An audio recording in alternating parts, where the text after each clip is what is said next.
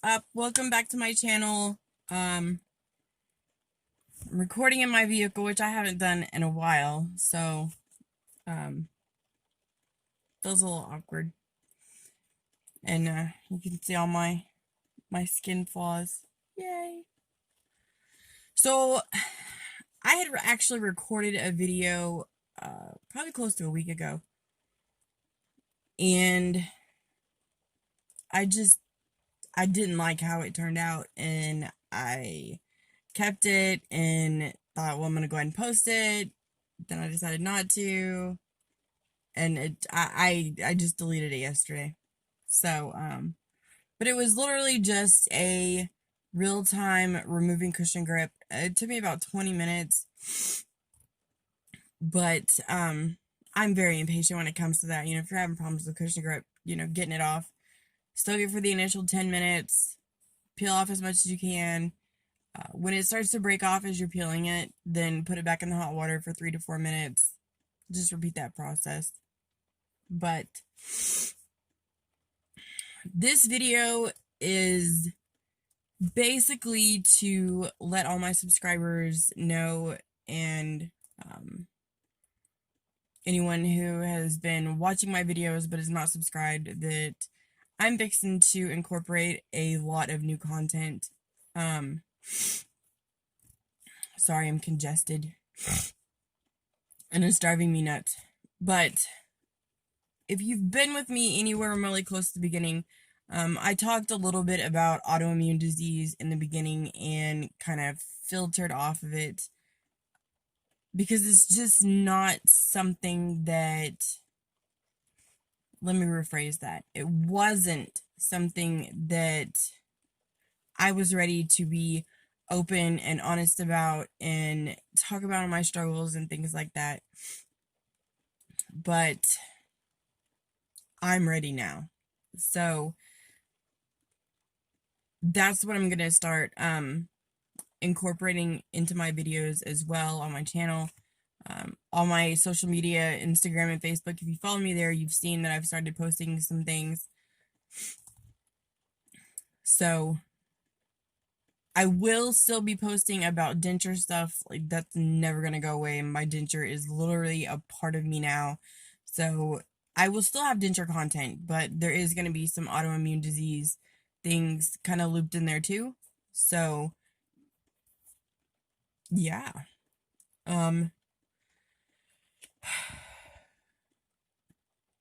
It's time to get real, basically. In my videos, majority of the time, I'm not complaining about anything. I don't talk about any of my autoimmune diseases. I just roll with the denture stuff, put on a smile, and be good to go. But things are getting worse, and I want to talk about it. I want to let you know, or any future subscribers know, that you're not alone. I can put on a front just like everybody else, and make it seem like I'm not having any issues whatsoever and I'm not in severe pain. But I want to let you in on that part of my life. So, I am going to start doing a weekly story time, basically from when my teeth started going bad up to now. I will, let's see, I will do my weekly story times on Friday, after the week. Because generally on Fridays I don't have much to do, so that's when I'll be doing those. But for this video, I just want to kind of give a rundown of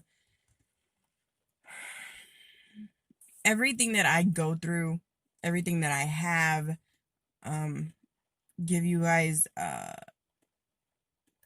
some story behind why video postings have been kind of sporadic, and here lately they've been really sporadic. So, but an autoimmune disease is basically where your body attacks itself. It attacks the good cells and the good tissue and all that stuff, and you basically stay sick. And there are so many different autoimmune diseases out there. It is mind-blowing. So everything that I have is fibromyalgia. Of course, I'm diabetic. I have osteoarthritis in my knees. And within the past probably 3, maybe 4 months, I got diagnosed with osteoarthritis of the spine. So, and of course that has progressed like mad, and my back hurts all the time now.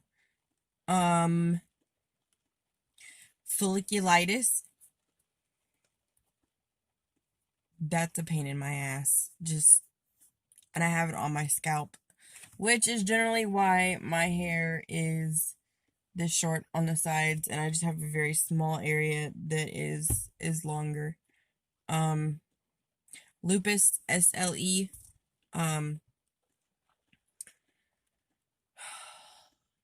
Geez, my brain goes dead, and that's part of dealing with autoimmune disease and chronic pain and fatigue is brain fog. And of course it gets worse. It never gets better with time. It always gets worse. But here recently, this is why videos have been kind of sporadic the last 3 or 4 months. Not even 3 or 4 months. I think it's only been like maybe a month, maybe 2. Off and on, I would have a tingling sensation where my heart is. When your foot falls asleep and that tingling feeling, that's what it would feel like. I ignored it. Didn't think nothing of it. Went to the emergency room once because it was kind of painful, and put me on a heart monitor, not a heart monitor, an EKG machine. Everything was good. Gave me like 4 baby aspirin and literally sent me home. Just watch it. If it happens again, make an appointment with your primary. So, after talking to my primary, she set me up with a cardiologist to get a echocardiogram done, which is an ultrasound of your heart. This appointment lasted, I think, an hour and a half.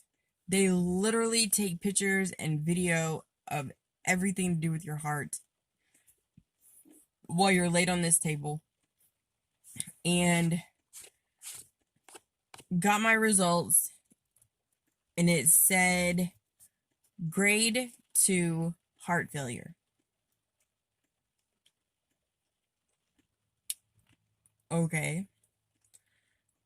Well, I am infamous for Googling everything. So, of course, I Google it. If I'm not mistaken, there's like 4 stages or 4 grades to heart failure. Usually grade 3, you need stents or something like that. And grade 4, like, you're gonna die. I mean, just in all honesty. So I talked to my primary. She's like, well, let me get you back in with the cardiologist. We'll go from there. So I meet with him, and he's like, well, let's wear this heart monitor. 48 hours. Every time something happens, you press this button, or you feel like something happens, you press this button, and it records it. I think I pressed this button like 10 or 15 times. But he calls me like the next day after the monitor was turned back in, and he said there was 3 or 4 times where my heartbeats went up to 150 beats per minute.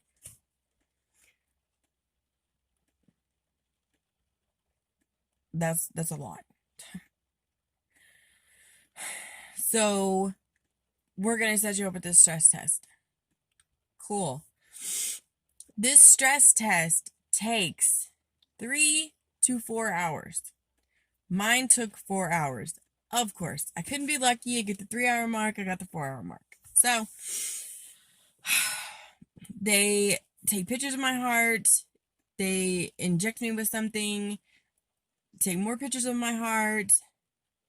And then I go into another room and they inject me with this solution that basically makes you feel like your heart is going to explode. My heartbeat started going really, really fast, and I started getting a headache. And I heard the doctor say, okay, at the 3-minute mark it there.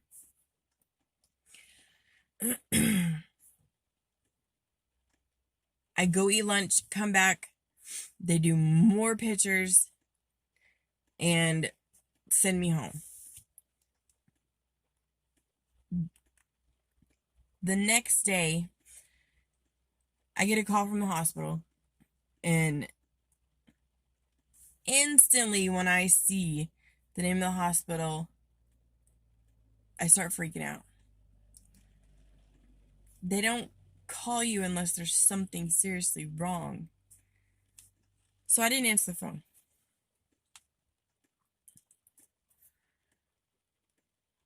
The nurse leaves a voicemail. We got your results. I need to talk to you. Call me back.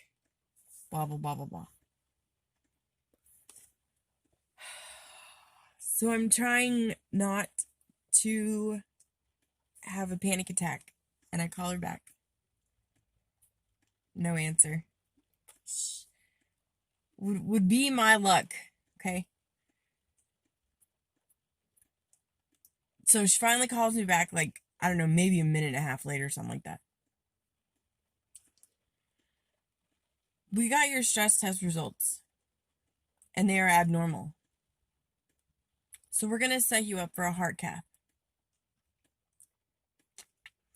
He thinks you have a blockage.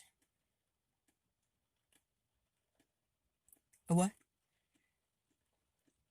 A blockage? What?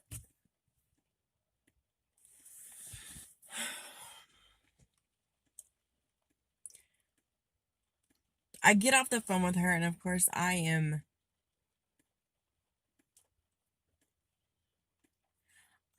beyond upset. Instantly scared. Call my mom, and I'm like, oh my God.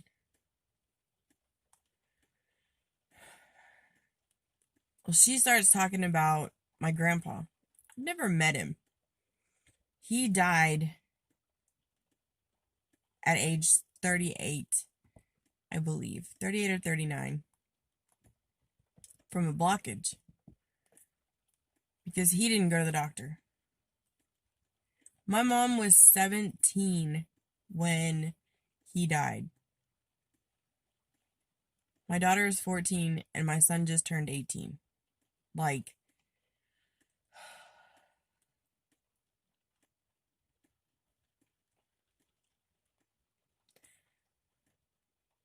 I don't want my kids to have to bury me yet. Like, that's just not...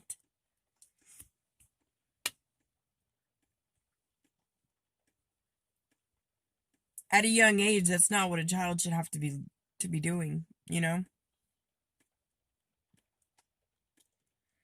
So, I am waiting on my appointment for a heart cath to see what's going on, to see if there's actually a blockage. But I don't know. It's just, it's upsetting, and it's super scary, you know. I don't know anybody who's dealt with a heart blockage or who's had a stress test like I have. Like, I just don't, I don't know anything about it, which is, I think, majority of the reasoning behind it literally scaring the hell out of me. Plus, it's your heart. Like, your heart does everything. So, yeah. Told myself I was not going to get upset and cry. See how that worked. But anyway, that puts a lot of stress on anyone and everyone. And I think you can actually, in the last video that I did, you could see the sores that I had on my face from stress. And I think that's part of the reason why the last video I had recorded, I just deleted it anyway, because I had big sores and they just pop up in random places. Like, I still got a small area right here, but yeah. So needless to say, my heartbeat still speeds up, and when I notice that it is, I immediately stop whatever I'm doing and I sit down and I try to, get through it without stressing my heart out even more. But it's hard because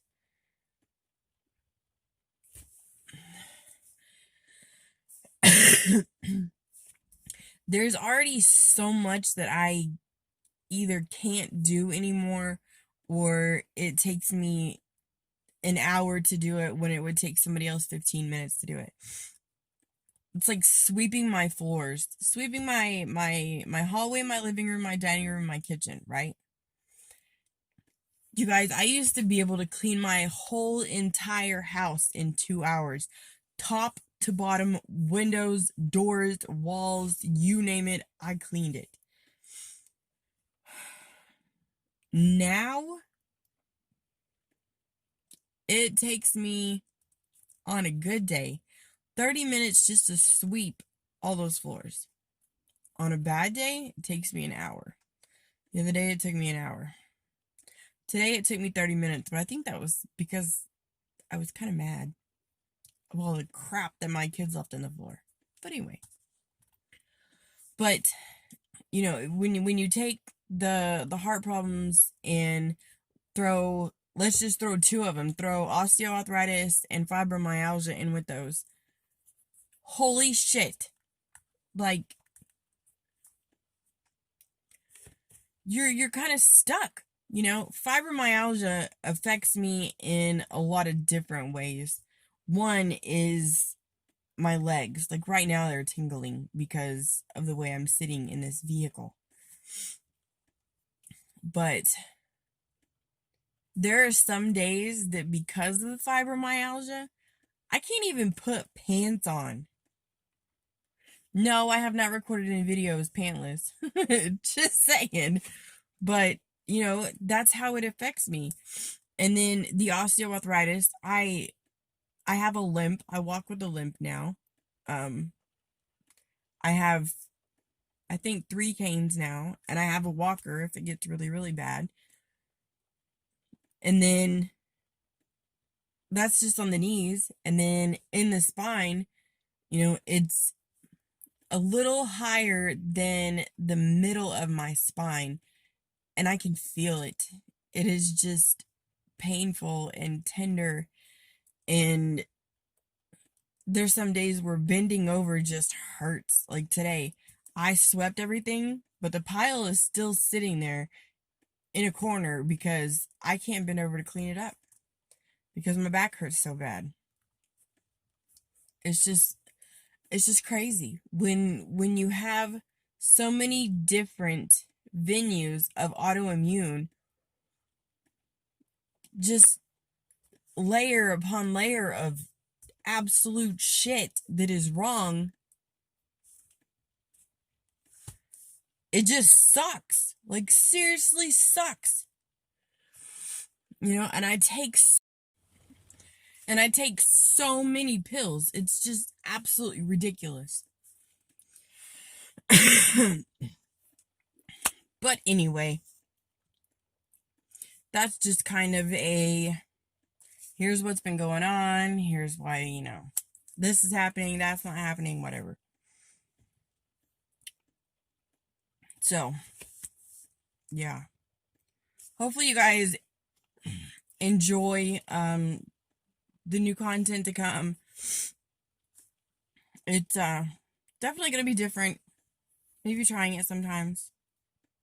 Maybe some screaming, some crying, some cussing. But it is what it is. So, that's going to be it for this video. Remember, I'll put a link in the description for my Instagram and my Facebook blog. And denture wise, you can always go to www.mycushiongrip.com.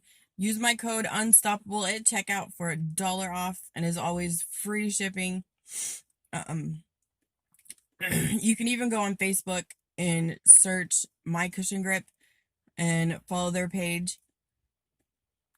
Some good stuff posted on there. So, yeah, I think that's going to be it. Oh, don't forget, I do have a cushion grip giveaway in progress right now. You have to go to my Facebook page, like, follow, and then there's a pinned post for the giveaway. You have to go to that post and comment your favorite movie, and I will pick one winner on October 1st for a full-size tube of cushion grip. Yeah, and I may do a flash giveaway sometime between now and then, so make sure you follow me, make sure you subscribe. This giveaway is on Facebook. The next one will be right here on YouTube. You don't want to miss it, so make sure you smash that subscribe button. And yeah, that's it. I love you guys. Remember to be unstoppable in everything you do. Don't let anybody hold you back. You define your future. I love you guys. Bye.